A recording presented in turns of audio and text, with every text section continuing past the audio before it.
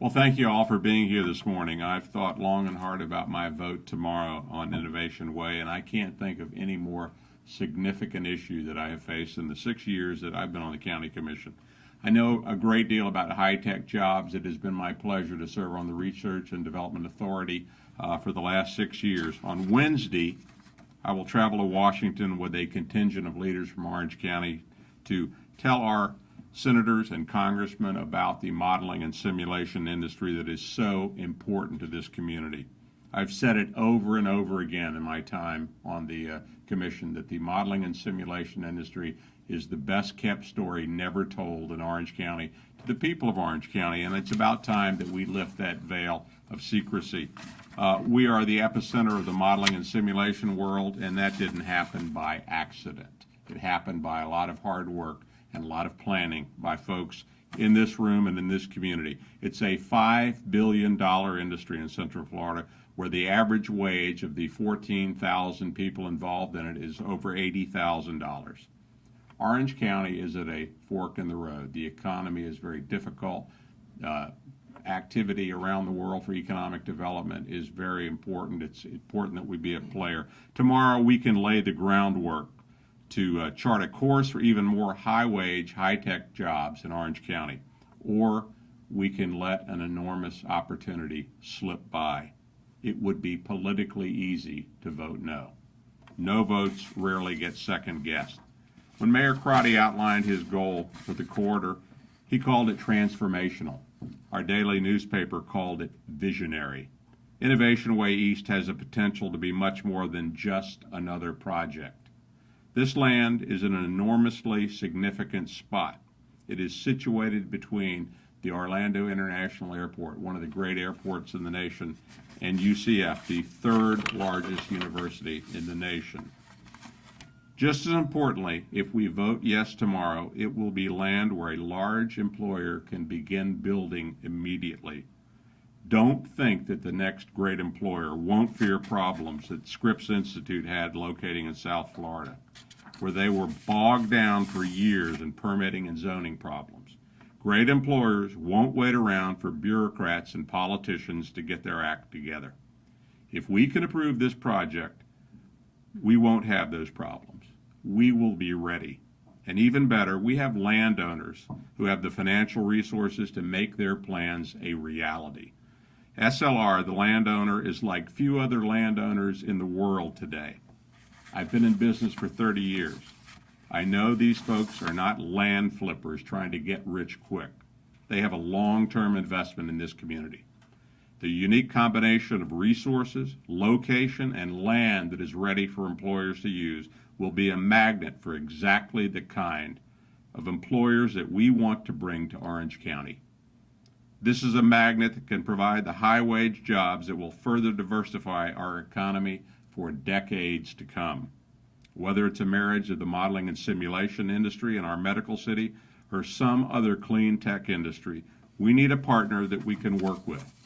If you need an example, look no further than Lake Nona, where this same combination, this same confluence, brought us a medical city. Back in 1987, when Lake Nona was being approved, the daily newspaper did a series of editorials, Florida's Shame. On November 6th of 1987, the newspaper editorial included the following: "What has happened with Lake Nona tells a story of a system that has failed." Today, our medical city at Lake Nona is a textbook example of how to do development right, and our newspaper now trumpets this development. And let's not forget that Tavistock has invested $25 million to help bring the UCF Med School and the Sanford Burnham Research Institute to that property. Where else do you find a landowner right now with the resources to do that? We've never needed jobs more so than today. If we turn our back on this opportunity, this landowner with opportunities across the globe may not come back for years. They have other options. We could see this ideally situated land that is so attractive to great employers left unused. We've heard about one great employer looking to come to this area. Some think the opportunity is so significant they're calling it project transformation. Will project transformation become a reality for this area? I really don't know. It's a Department of Energy thing. There's a lot of hurdles to go through. But frankly, I'm not going to vote on a vague promise that project transformation will come. It's a great idea. But if it doesn't come, we have a plan that will ensure Innovation Way East will be home to some major employers who will transform our region with more great jobs. Tomorrow, I will lay out the following demands for SLR, the landowner. Number one, provide an $8 million economic development fund. These private funds would be used as an incentive for the next great industry or employers. A panel not controlled by the developer would make decisions on where this money would be used. Number two, SLR will pay for the construction of the interchange at 528 and Innovation Way East.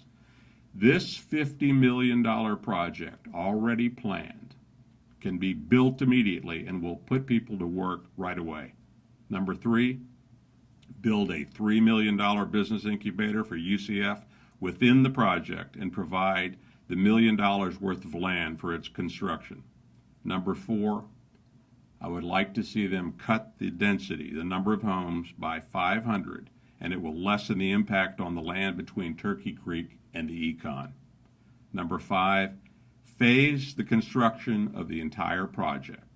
The land south of Wee-Wahootie Road would not be developed for at least 7 years. Number six, the entire project must be in compliance with state, federal, and county environmental laws and the county's new land stewardship program, which keeps 60% of this area undeveloped. If the landowner can agree to those demands, I will vote in favor of Innovation Way East tomorrow. This is a well-planned project. We need housing in Innovation Way East to bring some employers there. Employees simply do not want to travel to and from the other side of town to get to work.